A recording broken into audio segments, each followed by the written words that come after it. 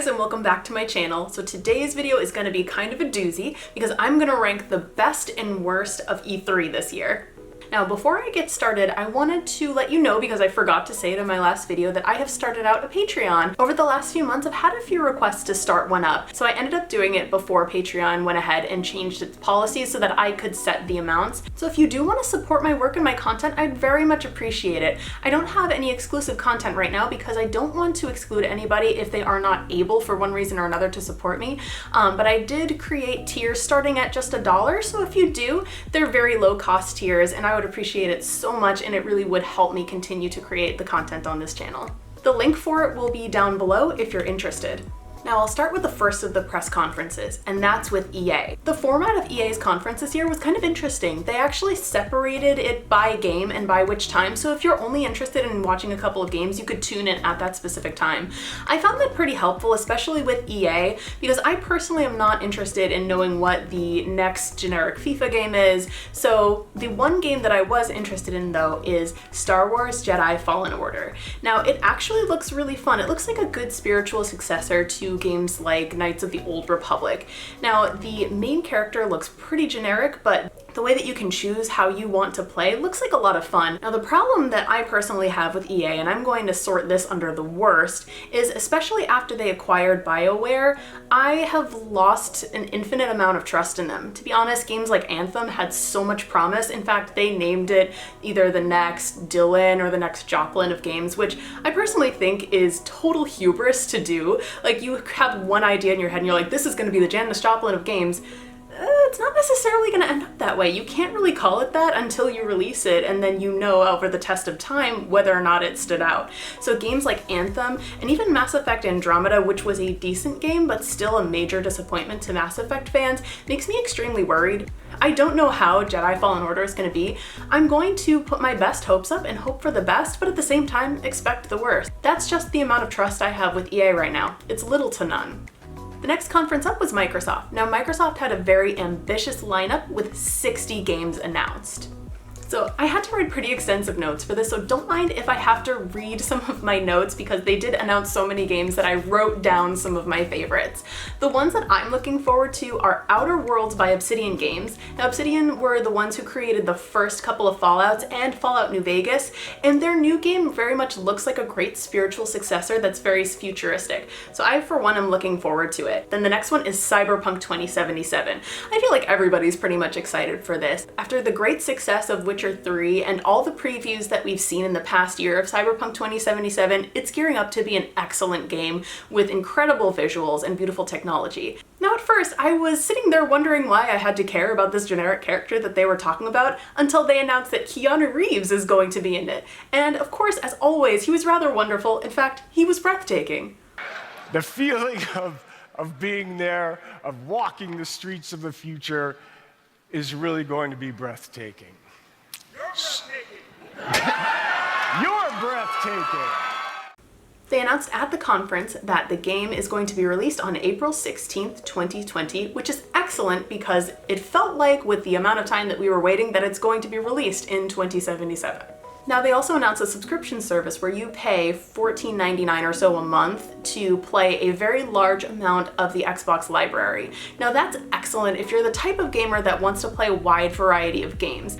It's not so great, however, for players like me who play a small amount of games and really want to continue playing it. Then in that case, I get my money's worth paying anywhere between $20 and $60 per game because I only really play anywhere between 2 and 5 games a year. I really like to play them and wear them out. It also continues this trend following the demise of iTunes, where you no longer really own these games that you have. You play them temporarily, and it is fine to rent. I actually miss the days when you'd go to a video store and rent your video games, have them for a weekend, play as much as you can, and then return them. But at the same time, you don't own these games. So if you find a game that you absolutely love, if you end your subscription, that game's gone. You can't really play it again unless you get a brand new subscription. You could always buy it later, but why do that when you're paying $15 a month? That's kind of my logic there. It varies, so if you're the type of gamer that really wants to play everything and play as much as you can, then it's awesome, and you do get the value for what you're paying for. But for gamers like me, it doesn't really work.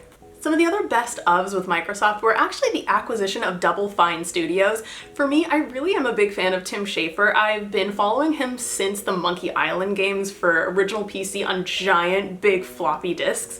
So I played Monkey Island, I really loved Brutal Legend with Jack Black, and right now he's working on Psychonauts 2. So I'm glad that right now he has the funding he needs to finish Psychonauts 2, which is something that he's apparently been working on for a really long time.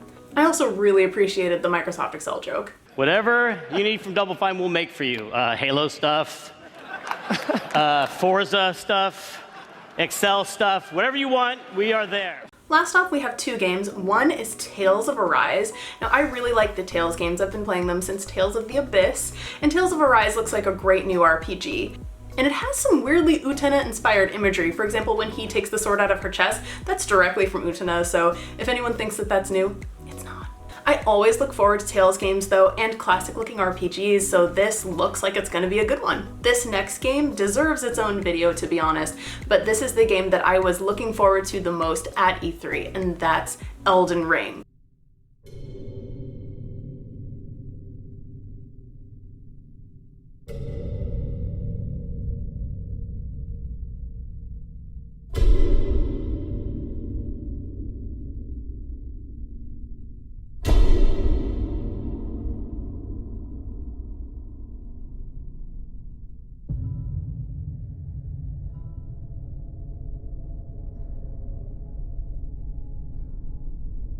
I doubt you could even imagine it.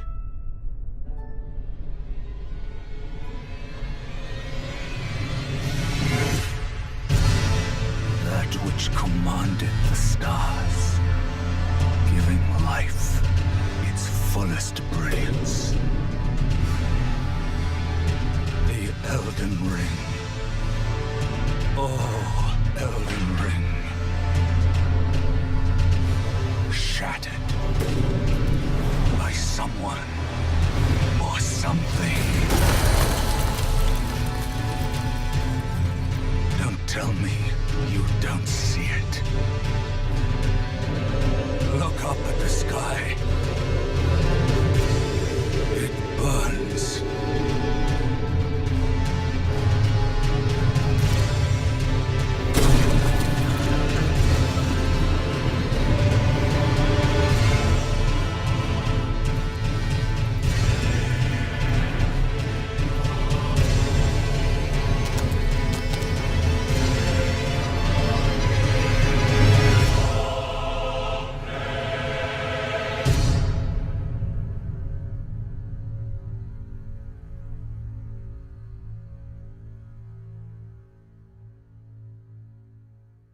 That's the game from Software, the makers of Dark Souls, Bloodborne, and Sekiro: Shadows Die Twice, which features both Hidetaka Miyazaki, the great director of a lot of those games, and George R.R. Martin, the writer of A Song of Ice and Fire, or as a lot of people know it, Game of Thrones on HBO. The imagery looked dark and ominous, with this blacksmith hammering at what appeared to be possibly a ring. As he was hammering it, not only did the ring get more brittle and start crumbling, but also his body and the bodies of the other people around him. It seems like it might have something to do with the body crumbling or the world crumbling, and then you have to put on different limbs and things like that. It's weird. It feels like in that respect it might be a spiritual successor to Sekiro. However, in an interview with IGN, Hidetaka Miyazaki stated that it'll be more similar in gameplay style to Dark Souls. In fact, it's going to even be similar in a narrative style where perhaps we'll still be looking for clues, looking for items, and then not having their description fed to us like it was in Sekiro. I'm really excited about that because I feel like the story in Sekiro is great, but it really is quite obvious and in your face. There's nothing wrong with that because narrative-driven games are excellent, but there's something about the mystery of having to find certain items and then learning about the world through that. To me, that was a highlight of all of the previous From Software games that I've played. According to Miyazaki-san in those interviews, George R.R. Martin's role was to write the backstory of the world and the mythology of the world, which I think is really interesting because I think that one of George R.R. Martin's strong points is world mythology and high fantasy. Now, Miyazaki-san, however, wrote the main story with that mythology in mind. So it will be the Miyazaki type of narrative that we know and love, but with a world by George R.R. Martin, which I think is going to be really exciting, and I can't wait to learn about more. I personally think that the team of George R.R. Martin and Miyazaki working together is a match made in heaven. Now, onto some worsts with Microsoft.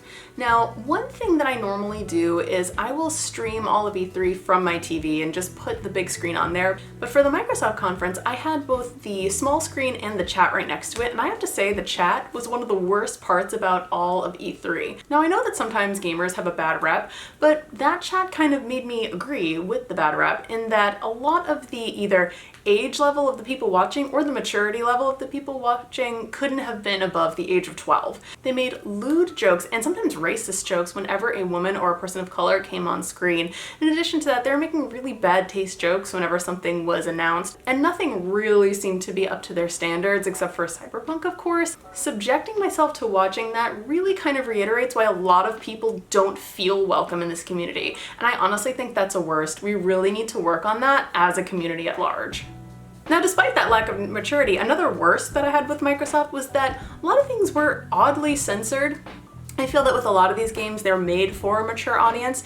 Now, I feel that they are probably aware that younger people are watching. It just seemed a bit odd and out of place overall. All right, in and out.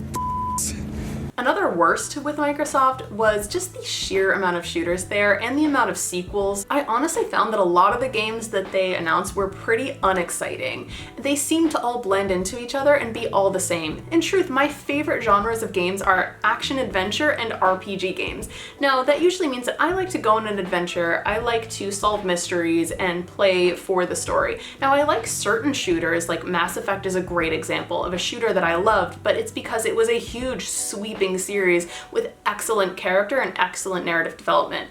Now, if I'm just playing a shooter, that's a little boring to me. I'll play it sometimes for fun or with friends, but it really isn't a genre that I'm personally into. However, I understand that the best-selling genre of any video game is a shooter, so they're really responding to demand. I was just underwhelmed by that aspect of the Microsoft conference. Now, something that I feel either both neutral about and I feel it's kind of a worst is actually Project Scarlet.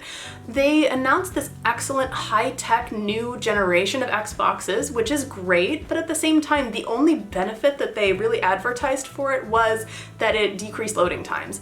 Is that really all you have? You're not going to create any exclusive games for it? Anything else except for just a couple less seconds that you might have to wait to get to another area? That's really all you have? Another overall worst with both the EA and the Microsoft conferences was that a lot of the announcers on screen were basically begging for people to cheer. And today we're talking Star Wars Jedi Fallen Order. We've been waiting you know what? We're talking about Star Wars. If you watched other streams like the Square Enix one later, you know that they did not have to beg for people to scream and yell and get excited for their games. If your games are exciting, people are going to cheer. You shouldn't have to beg for it, and honestly, it looked really pathetic. Now, in good news, the next conferences are going to have a lot more of a positive outlook for me in general. With the Ubisoft conference, I was interested in a couple of games this year. The first one was Watch Dogs Legion, just because you can play as a great variety of different characters. My favorite personally was Helen. The idea of kicking people's ass as a grandma is very exciting to me. Now, although I genuinely felt like there were a few too many Fortnite clones announced at this E3, one that had characters similar to Fortnite but actually looked like a lot of fun was Roller Champions. That's one that I would probably play like Mario Kart, where I really love it, and I would play it quite a lot just for the fun of it and just to de-stress. This brings me to my next worst, which won't be counted in the Ubisoft category because I really didn't think there was anything wrong with their conference. One of my next worst was just the lack of presence from Sony. Sony had announced several months back they would not be presenting at E3 this year, which I thought was a major disappointment coming from them because they're such a huge juggernaut of game development. At the same time, I do understand because I believe that E3 is changing, and I think that the importance of E3 is slowly going down.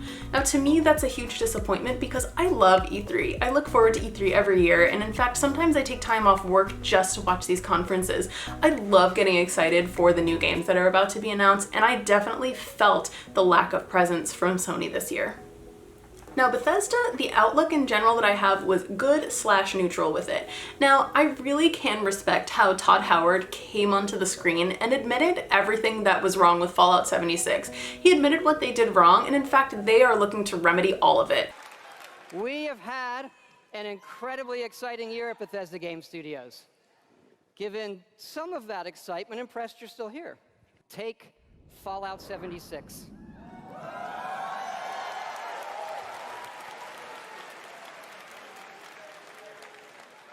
A type of game we'd never done before. Had a lot of difficulties at launch, and we got a lot of well-deserved criticism.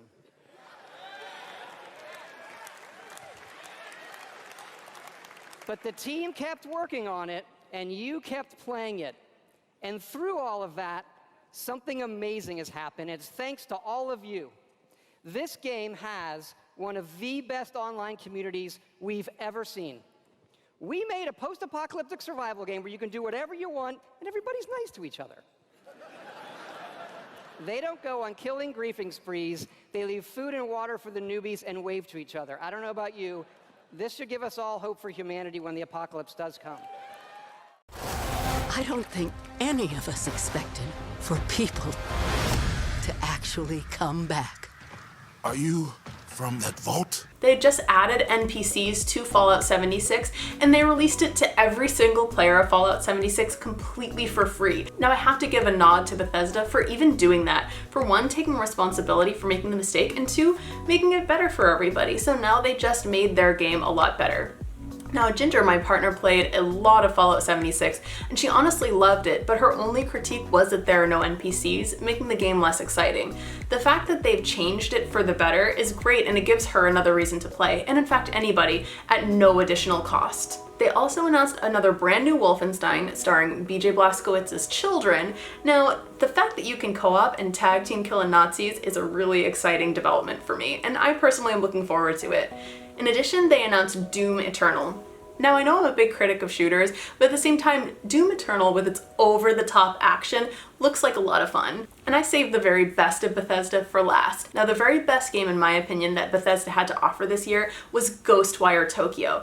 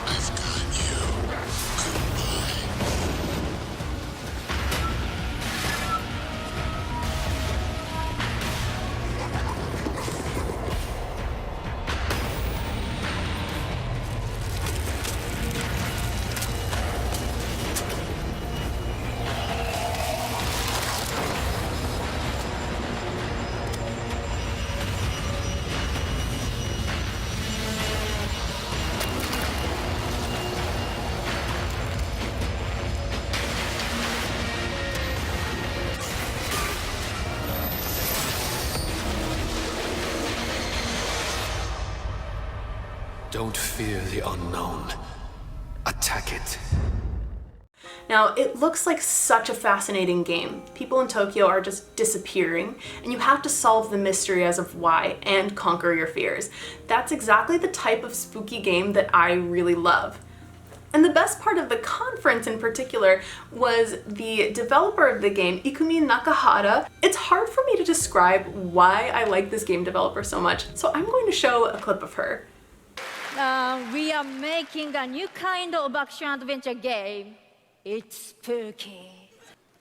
You will need to ask yourself, it is normal or paranormal? I ask myself this question every time I go to the office. Let's take a look.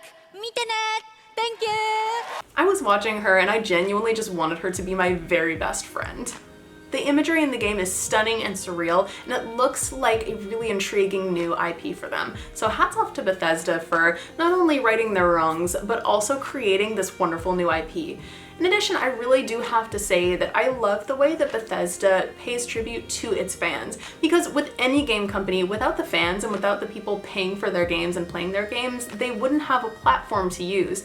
So now Bethesda, what they tend to do is bring fans onto the screen, and I noticed that they did it this time with genuine players, real people talking about their experiences and what Bethesda meant to them. Now, they actually did that for Ginger and I a couple of years ago. They invited us to the event itself and even included us in their presentation. Now, that's something that, bias aside, I think is a really special thing about their company, is that they recognize the people who play it and really spend the time to enjoy what they create. I think that gaming is a whole different way of storytelling, and it gets us into these worlds that either we've never been or we can never go to because they're high fantasy. I'm a big believer in that, and I appreciate when a game company can honor its fans in that way. Next up, we have one of the best conferences at E3, which was Square Enix. Now, they announced years and years back that they are creating a Final Fantasy VII remake, but this time they really dedicated as much time as they could to showing that that remake is almost available for us. And it looks incredible. Not only do the graphics look absolutely stunning, but also you can customize the way that you want to play. If you really enjoyed the turn-based style of playing that they had back in the day, you can customize your game to play it a little bit like that. However, if you're more of an action-oriented player, you can play it like that as well. I love the fact that you can choose your experience while experiencing this game either for the first time or all over again. Now, because I never had a PS1, I actually never got to play it. I know it's a little shocking, and I've actually never admitted it before outside of my small circle, but this remake makes me really excited to experience it for the first time. And I would be remiss not to mention the one guy who screamed, "Take my wallet!" Some other highlights were the Final Fantasy VIII remake, which looks excellent, Final Fantasy music streaming on streaming services such as Spotify, which really is overdue. Some of the music in the Final Fantasy games are top-notch. I actually still regularly listen to the Final Fantasy XIII soundtrack because it's such good quality. They're redoing Final Fantasy Crystal Chronicles, which I love because I really enjoyed the original. They're releasing Dragon Quest XI for Switch, which was one of the very best games last year and probably the best RPG that they've released in a really long time. You can even play it in classic mode. There's also Outriders and a new Kingdom Hearts DLC. Now, I have to admit, I really did lose interest in Kingdom Hearts 3. Unfortunately, I feel like I have grown, but the game didn't. Now, I might even make a video all about that, and I hope to one day play the entire game, but I just feel like they made us wait for so long that unfortunately I lost interest and I lost passion in the Kingdom Hearts series, which is such a shame. I think they should have released Kingdom Hearts 3 years ago and then kind of ended it. Now, I think plenty of people, and the logical side of my mind, would say that Square Enix won E3 because of the fact that they're finally releasing Final Fantasy VII, and the way it looks is absolutely stunning and over the top. But I actually have a favorite that was slightly different, and that's the next one, the Nintendo conference. At the Nintendo conference, they announced a new Luigi's Mansion, new Animal Crossing for Switch, which I know a lot of people were really excited for.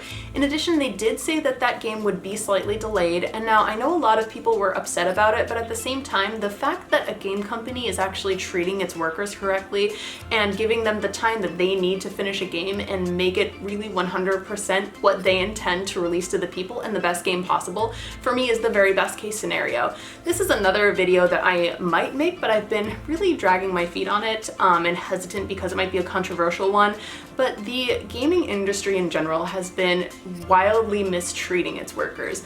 Now, as a full-time worker myself, and outside of this YouTube channel, I actually am a full-time content creator for a business. And I can't imagine working for the games industry and during their weeks or even months of crunch time working 100 hours a week. Now, if you break that down, a standard full-time work week without counting the lunch hour in the middle or your commute is 40 hours a week. Now, 100 hours is 2.5 work weeks, which means that they have to work over 16 hours a day. That's not right. Now, the fact that Nintendo is not allowing that to happen at their studios is a major breakthrough. Unfortunately, Nintendo stock fell right when they announced that Animal Crossing would be delayed. However, the silver lining is that it only fell to what it was at the beginning of the month, so I'm sure that it'll bounce right back, especially with these next announcements that they had. So another really exciting announcement that they have was the collection of Mana. Now, back in the day, I really loved the game Legend of Mana. In fact, my friend and I, we kind of came together because of Legend of Mana, and we said, you know what, let's buy another game named Legend, because every game named Legend is good in our experience. So we ended up buying Legend of Legaia, which was our favorite game that we played together. It took us 5 years to beat it, but we only played when we were in the same room with each other. And it was because of Legend of Mana that happened, so I will always have good memories of it. And the fact they're re-releasing 3 classic games in the Mana series was really exciting. Another exciting announcement that they had was Astral Chain. The gameplay in that game looked really similar to Xenoblade 2, where you're latched on to another character called your Blade, I believe it was. And it honestly looked like a really great new RPG and new IP from Nintendo, so I'm personally looking forward to it. I'm a little disappointed in the fact that they didn't announce anything for Bayonetta 3, because that's the one game that I'm so hyped about them making, and we haven't heard a peep from them on it in a year and a half. However, what comes next really makes up for it. They also announced a Link's Awakening remake, a Ni no Kuni remaster, Demon Ex Machina, Panzer Dragoon, and this next one came out of left field, and I was not expecting it. Now, they released Breath of the Wild just about 2 years ago in 2017, and I thought in my head the entire time that they're not gonna announce a new Zelda. There's no possible way. It took them a long time to make Breath of the Wild, and they made it one of the finest games I've ever played. So I know that they take their time on games, and that is a good thing because it gives us unforgettable experiences. But then, it happened.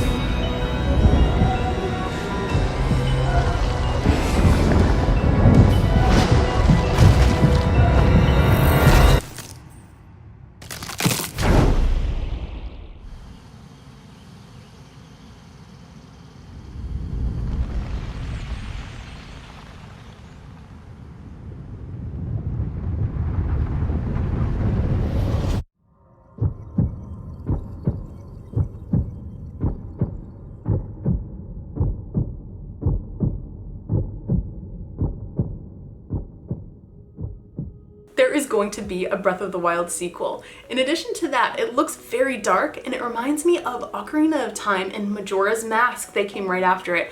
Now, Ocarina of Time is my favorite in the series, followed very closely by Breath of the Wild, but Majora's Mask has its way of staying in my mind. It won't leave it because of the themes of things like death, grief, coming to terms with your grief for a loved one, and that really stuck in my mind and made a huge impression. To me, it's one of those classic games that will never really leave my head, and I love it for it. And this game looks kind of similar in the same vein. It had similar dark themes, even so much that Aonuma announced that this new Breath of the Wild sequel will be darker than Majora's Mask, which I'm not sure how they're going to pull that off because Majora's Mask had to deal with death and coming to grips with grief, but at the same time, I'm so excited to wait and see. To me, this was the very best announcement of all of E3, and this is why Nintendo won E3 in my opinion. I'm over 30, but I was screaming and clutching my pillows while watching. It was really an amazing sight and reminded me of exactly why I love E3 and why I watch it each and every year.